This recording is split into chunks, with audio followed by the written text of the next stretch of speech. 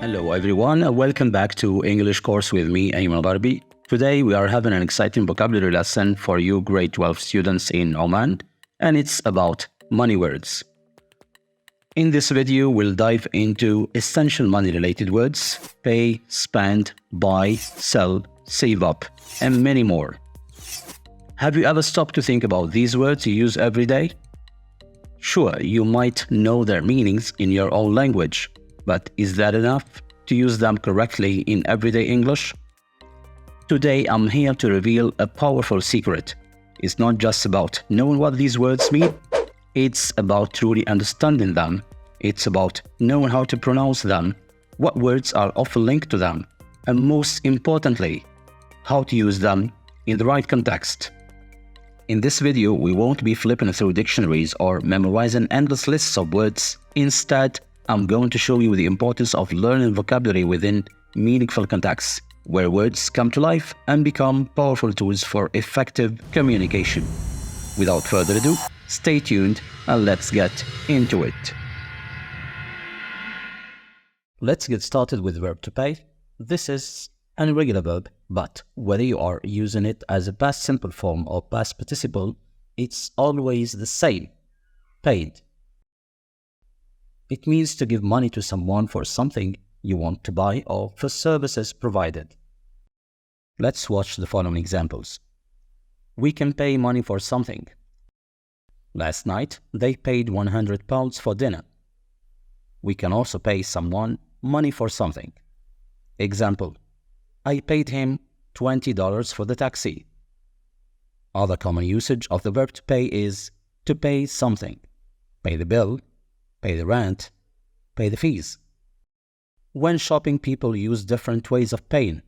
You can ask this question if you don't have a bank card. Can I pay in cash?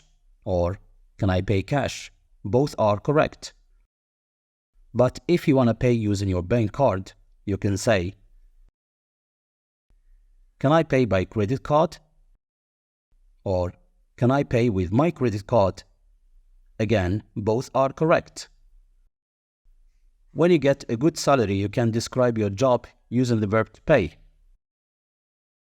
Example: software companies pay well. We can also use the past participle to make a compound adjective.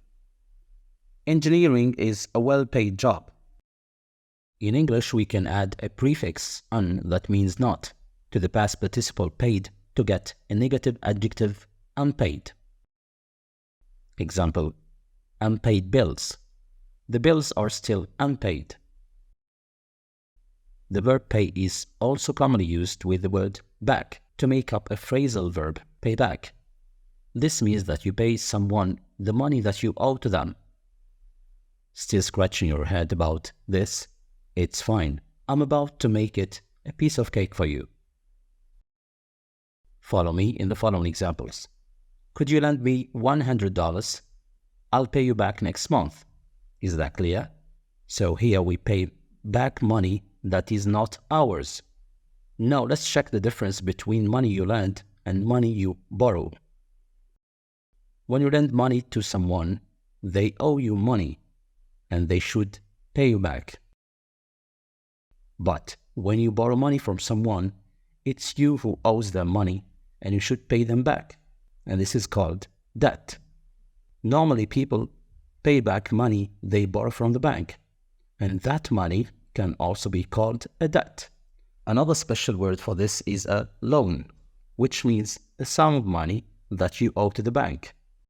Moving on to the second word of today's lesson, which is the verb spend.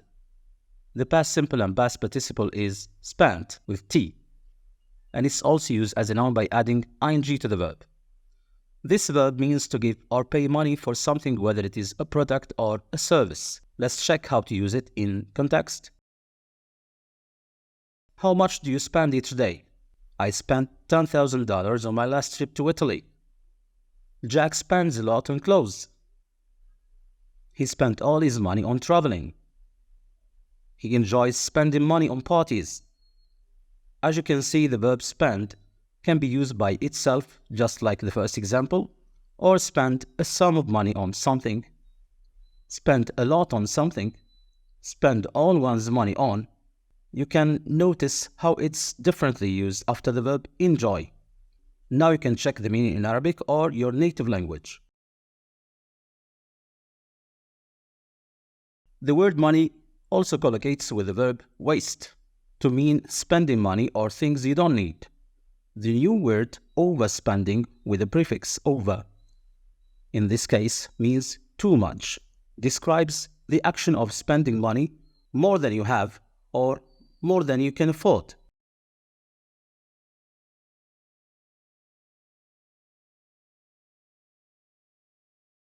Now let's dive into another couple of everyday money-related verbs that can develop your English really well. Buy and sell. Shall we begin with buy? First of all, to buy is an irregular verb with bought serving as both its past simple and past participle. We can get a noun of a person who buys, the buyer, by simply adding er. In other words, when you buy something, you are the buyer. You are the one who pays money.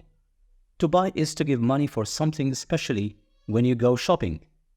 You can give money to buy a house.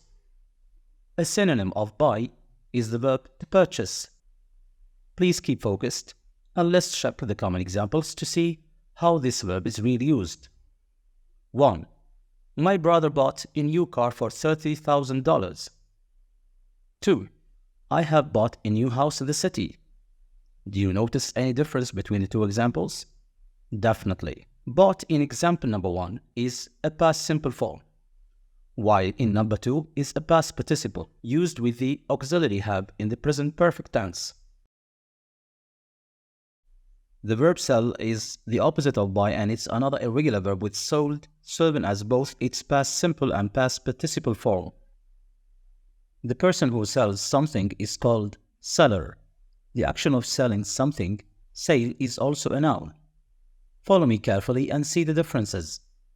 When you sell something such as a house or a car, you are the seller, so you get or receive money in return.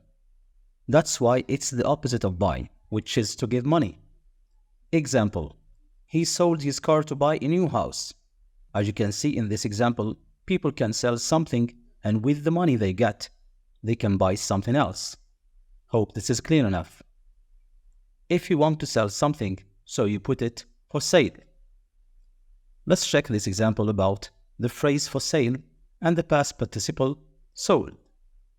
The house was for sale yesterday, but it has been sold this morning. Let's wrap this up with our final verb, save up.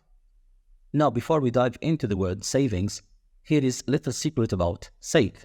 It's a regular verb, which means whether you are talking about the past or past participle, it's always saved with ed. Save up money means to keep money or spend less so that you can buy something in the future. It can be used without the word up, like in these cool examples. My job doesn't pay well, so I can't save any money. I got a new job, and now I can save $200 each month.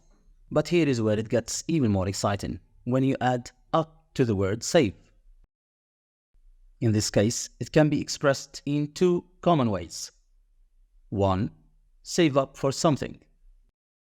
We are saving up for that dreamy holiday in Spain. 2. Save up to do something. He's saving up to travel to Australia. As for the word savings, it stands for the money that one has saved for the future. Here we are, ladies and gentlemen, we've come to the end of this lesson. If you found this video helpful, don't forget to hit that like button and subscribe to our channel for more exciting vocabulary lessons. And if you have any questions or want to practice these words, please feel free to leave a comment below or get in touch for more details. Thanks for watching. See you in the next video.